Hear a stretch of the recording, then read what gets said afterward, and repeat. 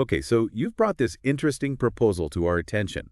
It's about international students, the numbers in Australian universities, Hmm. and this connection people are making to housing. Let's dive into that. Yeah, absolutely. So going back to April 6th, just recently, Peter Dutton outlined the coalition's plan.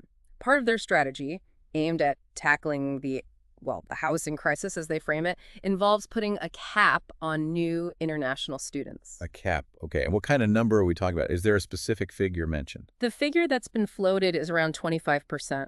That's for new foreign students starting from Right, 2026. 25%. But it's important to say they've flagged this isn't, set in stone. They mentioned needing to review data and talk to the universities first, assuming they were in government. Okay, got it. So our mission here is really to unpack what that 25% might mean now, looking at the current situation. What does the latest data tell us about international students in our universities? Well, the Department of Education figures for 2023, those are the latest we have, show 453,796 international students enrolled across our 42 universities. Wow, nearly 500,000. Exactly.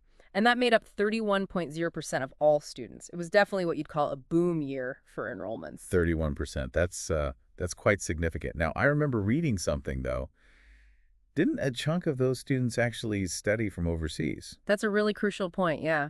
Out of that big number, 453,796, it looks like about 102,187 were likely studying offshore. How do we know that? They didn't have temporary entry permits, so the strong implication is they weren't physically in Australia. Ah, I see. So they wouldn't be part of the housing demand discussion, at least not directly in our cities. Precisely. They aren't really relevant if we're talking about pressure on housing supply in places like Sydney or Melbourne. Right, okay.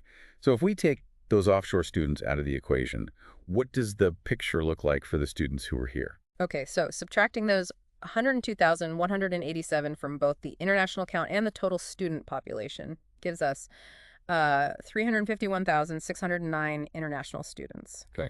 And they were part of a total onshore student body of about 1,359,850 in 2023. And the percentage? That works out to roughly 25.9%. 25.9%. Hang on. That's incredibly close to the proposed 25% cap. It is.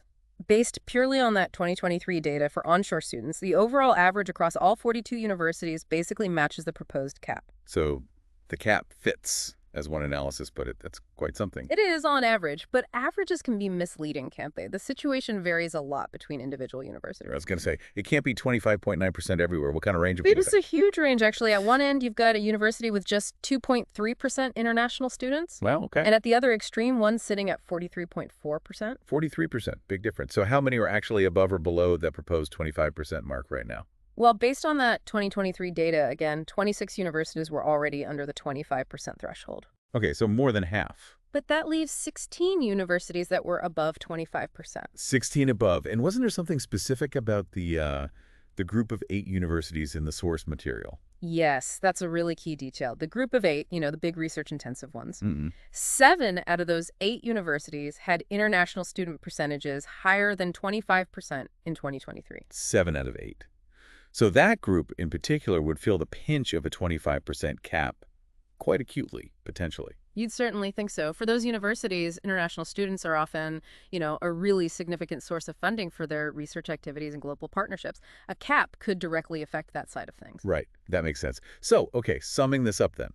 The overall average for onshore students in 2023 is hovering right around that proposed 25% cap. Correct. But, and this is the important bit, implementing it would still likely affect quite a few universities, maybe around 16 of them, and disproportionately impact most of our major research institutions, the group of 8. That seems to be what the 2023 data suggests, yes. Okay, so that really leaves us with the final thought, doesn't it? Something for our listeners to consider.